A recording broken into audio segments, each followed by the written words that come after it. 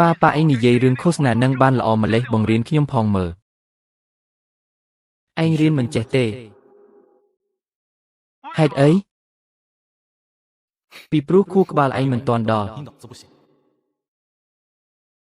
ហ៎នៅចិត្តអ្នកល្អនាំល្អនៅចិត្តអ្នកអាក្រក់នាំអាក្រក់ប៉ានៅជាមួយសិនចៅយូរពេកមាត់ក៏កាន់តែពោលទៅហើយហ៎មានរឿងអីគ្មានអីទេ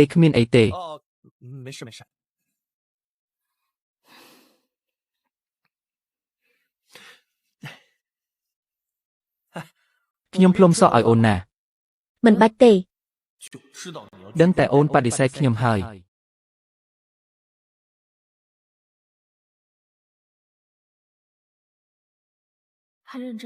ពេលគេធ្វើខ្លួនមើងម៉ាត់បែបនេះមើលទៅក៏សង្ហាមយ៉ាងដែរ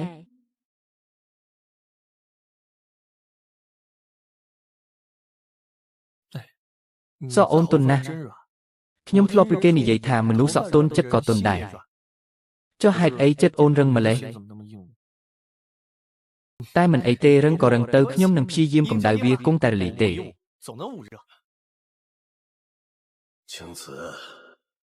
ជីនឈឺគ្រូសាសិនឆាងហ៊ឺនិងចៅគឺប្រគល់ឲ្យអញហើយឯងត្រូវតែរឹងមាំឡើងមានរឿងអី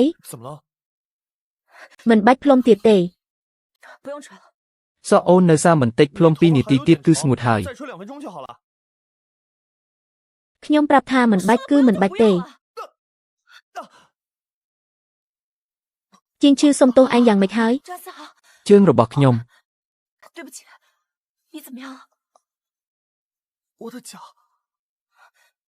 ទ្រាំបន្តិចទៅខ្ញុំជូនឯងទៅមន្ទីរពេទ្យឥឡូវនេះ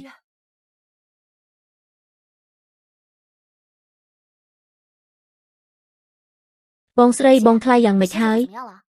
គ្រូពេទ្យថាក្រឹកជើងសម្រាប់1ខែគឺជាហើយអញ្ចឹងល្អហើយបងស្រីបងថ្លៃស្បែកក្រាស់ណាស់មិនអីទេបងមិនបាច់បារម្ភទេតែបងស្រីសំឡេងបងស្ដាប់ទៅហាក់ដូចជាហត់នឿយម្លេះ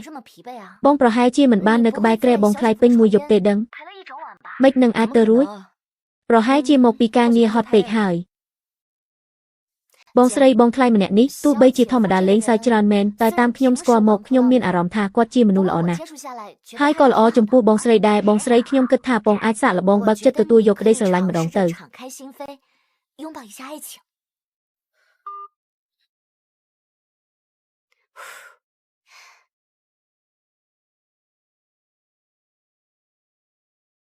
បងហាងជើងបងរបួសហើយតើបងអាចចូលរួមការប្រកួតឡានប្រណាំងអន្តរជាតិបានយ៉ាងម៉េចទៅអ្នកណាថាជើងរបួសចូលរួមមិនបានជើងឆ្វេងខ្ញុំមិនកើតខ្ញុំនៅមានជើងស្តាំតើឯងមិនបាច់បារម្ភទេជួបគ្នានៅទីលានប្រណាំងពេលរសៀលការប្រកួតដែលរងចាំអស់1ឆ្នាំហេតុអីក៏មកកបួសជើងឆ្វេងចំពេលទៅវិញបែបនេះតើខ្ញុំអាចយកជើងឯកបានយ៉ាងម៉េចទៅឯងចង់ចូលរួមការប្រកួតឡានប្រណាំងមែនទេអូននៅអស់ហើយខ្ញុំទៅជំនួសឯងប្រឹងឡើងខ្ញុំថាសិនជីនស៊ឺអូនចេះបើពិតមែនហ៎នេះជាការប្រកួតប្រណាំងឡានណាមិនមែនបើកបរលើផ្លូវធម្មតាទេបិទមាត់ហើយអង្គុយឲ្យស្ងៀមទៅ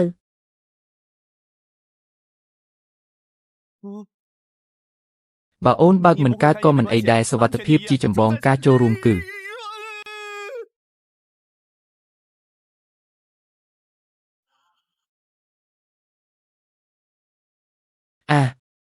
វាចេញទៅ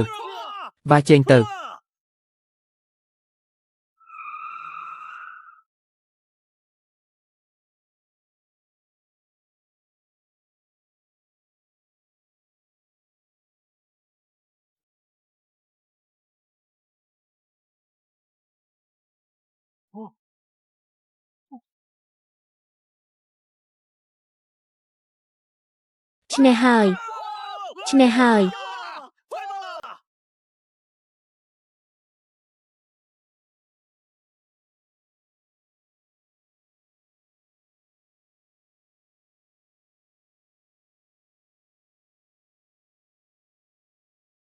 សិនជីនស៊ឺឈ្នះហើយ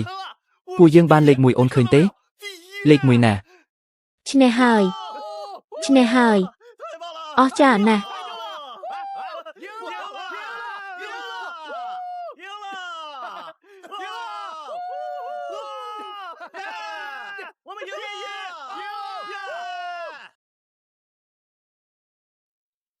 សិនជីនស៊ឺអូនដឹងទេថាអូនអស្ចារ្យប៉ុណ្ណាអំបញ្ញមិញនេះ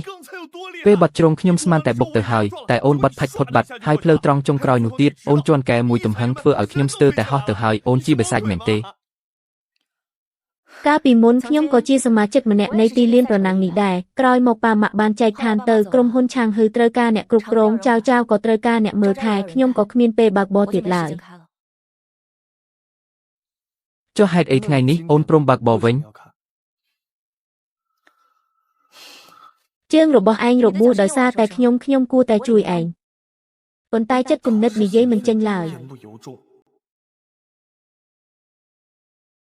ទៅថ្ងៃមុខពួកយើងមានពេលច្រើនណាស់ថ្ងៃក្រោយបើអូនចង់បើកបរពួកយើងនឹងមកទីនេះពេលជើងខ្ញុំជាខ្ញុំនឹងធ្វើជាអ្នកនាំផ្លូវឲ្យអូនបើជើងមិនទាន់ជាខ្ញុំនឹងអង្គុយក្បែរអូនចាំស្រែកលើកទឹកចិត្ត បងស្រីខ្ញុំគិតថាបងអាចបើកចិត្តទទួលយកក្តីស្រឡាញ់ម្ដងទៅចាស់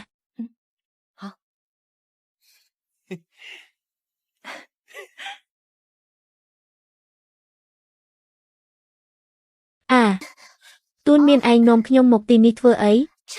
ធ្វើឲ្យខ្ញុំភ្ញាក់ផ្អើលអស់ហើយ សិនចៅឯងពិតជាការជាមួយអ៊ំប្រុសខ្ញុំមែនហ៎ មិនក៏ឯងដឹងទូនរួយប្រាប់ឯងមែនទេ ឆ្លើយនឹងខ្ញុំមក មែនហើយទូនមានឥឡូវនេះខ្ញុំជាអ៊ំស្រីរបស់ឯងហើយណាហើយមួយម៉ាត់ស្ដាប់មើល សិនចៅឯងឈួតហើយអ៊ំប្រុសខ្ញុំអាយុប៉ុន្មានហើយអញអាយុប៉ុន្មាន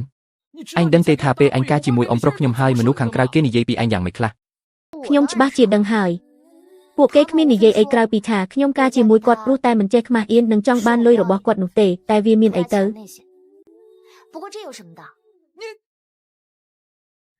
អញច្បាស់ជាអាចមានអនាគតដ៏ភ្លឺស្វាងចុះហេតុអីក៏ជ្រើសរើសអ៊ំប្រុសខ្ញុំទៅវិញ ដំបូងឡើយខ្ញុំរៀបការជាមួយទូនរុយគឺគ្រាន់តែមិនចង់បែកពីបងស្រីខ្ញុំចង់នៅជាមួយគ្នាជារៀងរហូត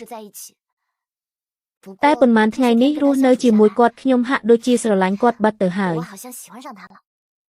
អញស្រឡាញ់គាត់ត្រង់ណាទៅ ស្រឡាញ់ត្រង់គាត់ល្អដាក់ខ្ញុំនឹងឯងព្រោះគាត់ដឹងថាខ្ញុំចូលចិត្តញ៉ាំអីនិងមិនចូលចិត្តញ៉ាំអី ទោះបីជាគាត់មិនសូវនិយាយស្ដីតែគាត់តែងតែធ្វើមុខស្មើចាំបារម្ភពីខ្ញុំគ្រប់រឿងទាំងអស់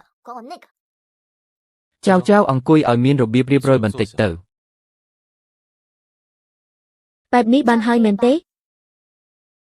ដូចជាមនុស្សចំនួនមុនមែនចូលចិត្តគ្រប់គ្រងខ្ញុំដូចក្មេងអញ្ចឹង នេះគឺ surprise ហើយថែមទាំងព្រមលះបង់អ្វីគ្រប់យ៉ាងដើម្បីការពារខ្ញុំទៀតផង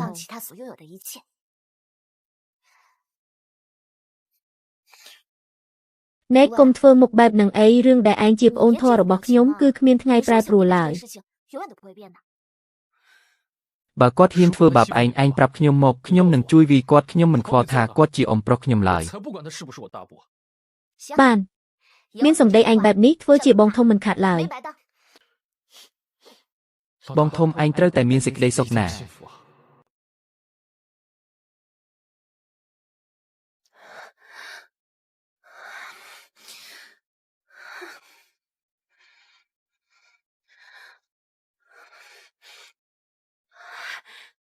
មីយ៉ាយ៉ាងម៉េចហើយ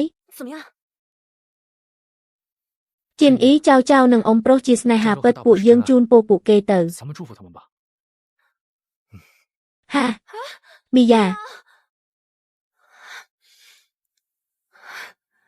តើគ្មានអ្នកណាអាចរារាំងអាពាហ៍ពិពាហ៍ដ៏ឆ្កួតលប់នេះបានទេហេ